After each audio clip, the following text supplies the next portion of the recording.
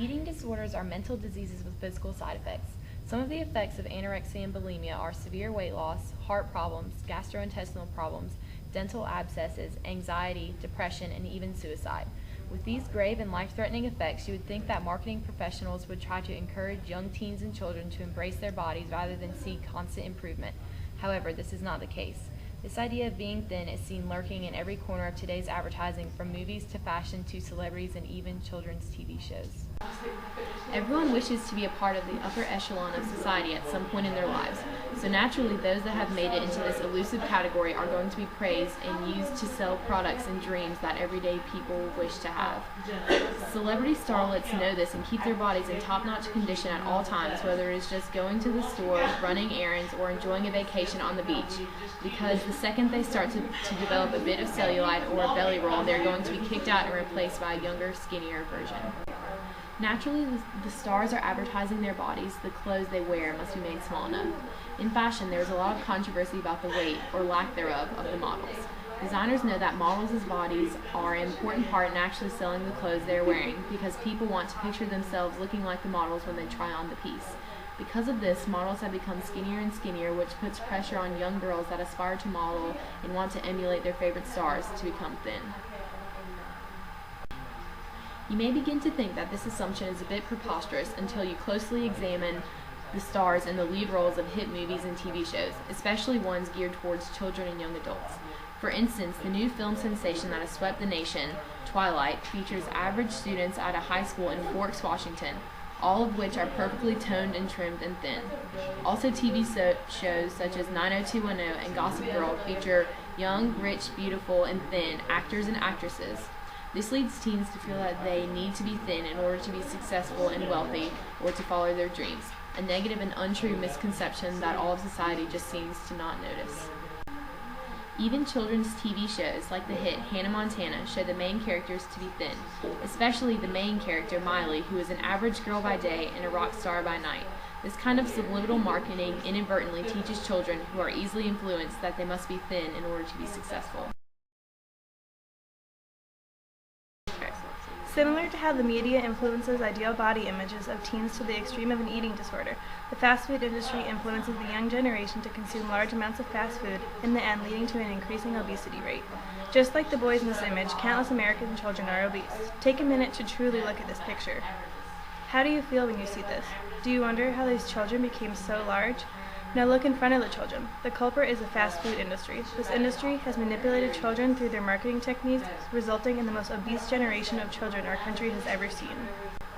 This image emulates the fact that the addiction to fast food is beginning at an extremely young age. In the book Fast Food Nation, Eric Schlosser references the fact that food companies are creating alternative salespeople because the children are being brainwashed that they need this special food.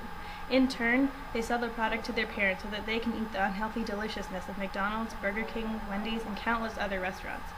The massive size of the baby compared to his parents of past generations highlight the obese nature of children today and how severe a problem obesity is transforming into. Fast food marketing schemes is one of the great reasons for this. In 2006, the Federal Trade Commission stated that, among many factors, food and beverage marketing influences the preferences and purchase requests of children, influences consumption in at least the short term, and is a likely contributor to less healthful diets, and may contribute to negative diet-related health outcomes and risks among children and youth. Could the government get more blatant about this? One way this industry markets to children is through their prizes. For instance, in the Burger King marketing campaign showed the franchisee SpongeBob SquarePants a celebrity in the eyes of children to appeal. How could this be in any way appealing to an adult? The company aimed to gain childhood, lifelong customers through this campaign, along with many others similar to this. The gigantic SpongeBob SquarePants blow-up character sitting on top of the Burger King restaurant is a marketing strategy that attracts children to the restaurant simply from driving by. Finally, the iconic image of Ronald McDonald. Vibrant colors of yellow and red are bright to appeal to children. The body position of Ronald McDonald is also designed for children in this image. He is giving a friendly wave, welcoming children to the McDonald's establishment. His body is open, further emulating his welcoming image. Another quality of this fast food character is the fact that he has the company's logo boldly positioned on his chest, ingraining the image of the golden arches into the minds of American children. All of these qualities together create the kid-friendly icon for McDonald's. The ever-happy Ronald McDonald implies that McDonald's is a fun and happy place to eat. The use of characters places a face to the fast food restaurant, which is yet another form of the manipulation of children. The fast food industry abuses their marketing power to gain childhood lifelong customers.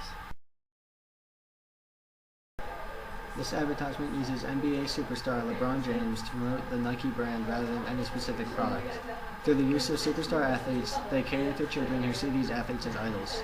This marketing to children has shown to lead to brand loyalty throughout one's life. Many advertisements use athletes to endorse non-athletic products, although this has not been shown to be cost-effective. The athletes are simply used to draw attention to the ad and make it memorable, but their actual ability to sell these goods is not certain. Here, Eli Manning has no credibility to comment on the effectiveness of this watch, yet Citizen uses him to make consumers more interested in purchasing their product. This advertisement featuring tennis star Maria Sharapova blurs the line between celebrity and athlete endorsement because of her accomplishments as a model off the court. However, it is still an example of promoting a non-athletic product without any real credibility by the endorser. Sharapova cannot truly comment on why Canon makes a better camera than its competitors, but her endorsement implies that this is the camera she prefers to use. Some studies have shown that using unknown models or actors posing as athletes can be just as effective as using the superstar athletes that demand large endorsement contracts. This is a much more cost-effective way for companies to promote their own products rather than funding the success of professional athletes.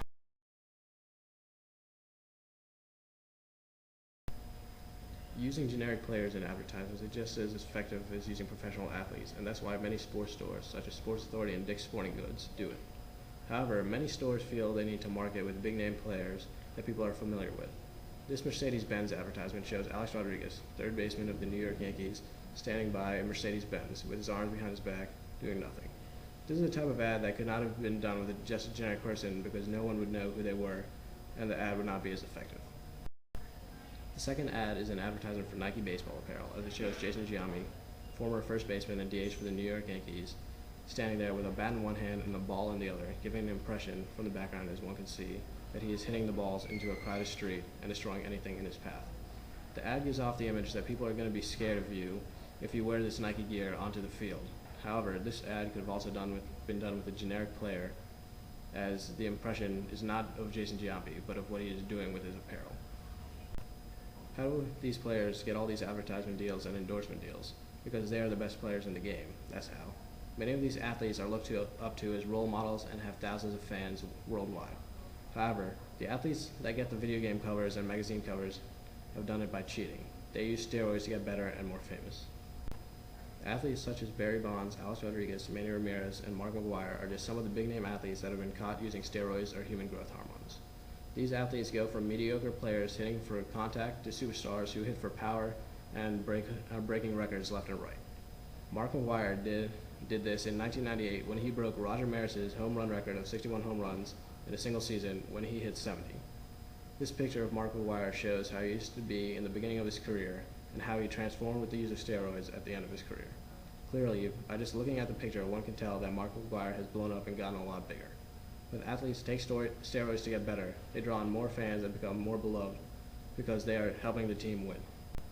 When athletes start becoming this famous, they start getting all the advertisement deals because people will buy products associated with their favorite player. In this ad, Mark McGwire is holding a bat and showing off his muscles while drinking a glass of milk. When viewing ads like this, people think that they, too, can become just as good as Mark McGwire, their hero, if they drink milk.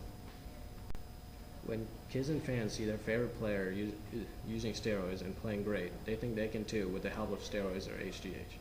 Steroids are then marketed to kids as they too want to be like their favorite athlete. Kids who watch their players getting bigger and stronger feel the pressure of keeping up with them and sometimes turn to steroids as they see players like Alex Rodriguez and Mark McGwire using them. In the end, steroids and HGH are marketed to kids and fans who just want to be like their favorite players, who should not be looked up to at all. Despite the diversity of the issues discussed, marketing is a powerful foe and uses the same basic techniques to sell the product. From fashion to food to sports to pop culture, marketing strategies infiltrates the consumer's mind.